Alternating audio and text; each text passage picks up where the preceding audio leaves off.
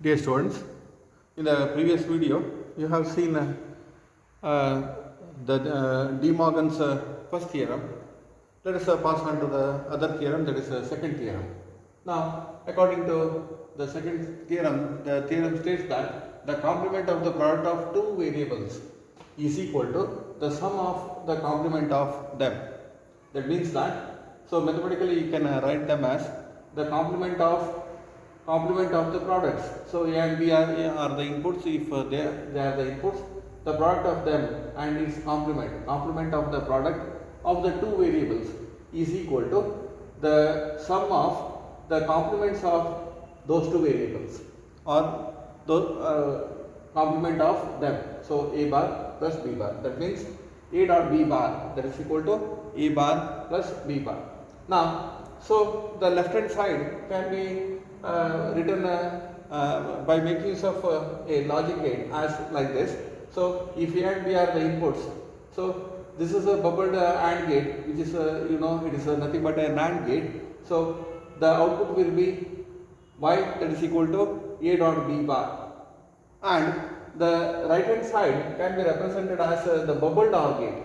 So if A and B are the inputs, it is passed through a NOT gate, which gives the outputs A bar and B bar. So when it is passed through a OR gate, the output will be Y is equal to A bar plus B bar, right? So the theorem states that the NAND gate, this is the NAND gate, and the bubbled OR gate are equivalent, right? So as we have proved in the previous case, we can also prove this second theorem by giving the different possible values for E and B, right? So let us consider that. So proof, suppose we give 0 and 1 value to the inputs A and B, what will be the output?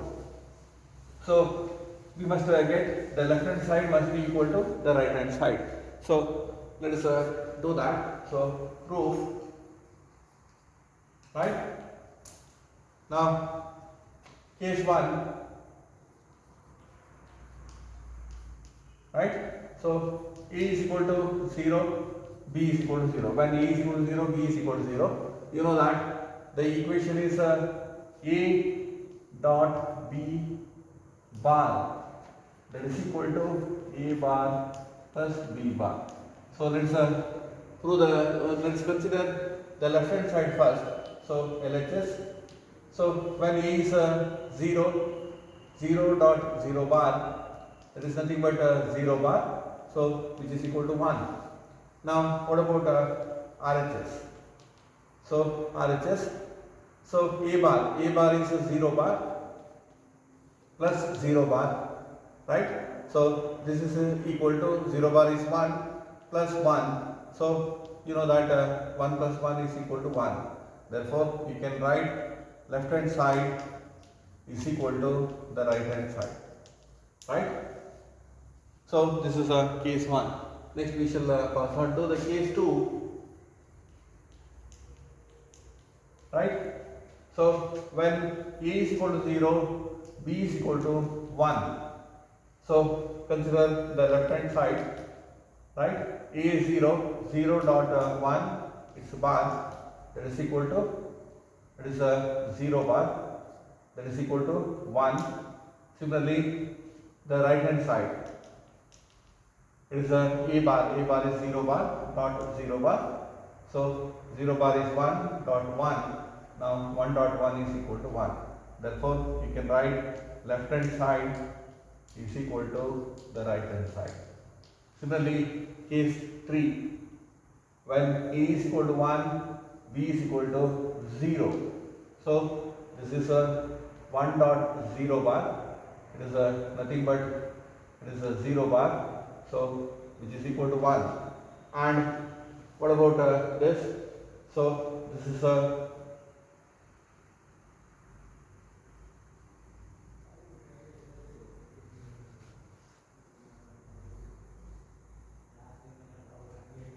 yes. So right hand side, it is A bar is here I should have written plus, okay. So here 1 plus 1, that is equal to 1 in the earlier case, okay. So now this is a right hand side. A is equal to 1 bar plus 0 bar, that is equal to 1 bar is 0 plus 1, which is equal to 1. Again left hand side is equal to the right hand side. Next, A is equal to 1, B is equal to 1. So 1 dot 1 bar, that is 1 bar, so nothing but this is equal to 0, right? Similarly, right hand side, 1 bar plus 1 bar, 1 bar is 0 plus 0, this is nothing but equal to 0. Therefore, left hand side is equal to right hand side. So we have proved the second theorem also by giving different values for A and B, right? So the theorem holds good for all the values of A, B, C, D and so on, or any number of input, right? So as I told you in the beginning, these theorems are used normally in solving some of the complicated problems. So now the output can be written in the form of a table. So A, B, output A dot B bar. So A bar plus B bar. A, B, A dot B bar, A bar plus B bar. So 0, 0. So 0 dot 0 bar, it is 1. So this is also equal to 1. So this is 0 and 1. So 1 dot 0 bar, there is a 0 bar. 0 bar is 1 and this is also equal to 1. So 1, 0, it is 1 and 1 and both are 1, 1. So 1 dot 1 bar is 1 bar, which is equal to 0 and this is also equal to 0.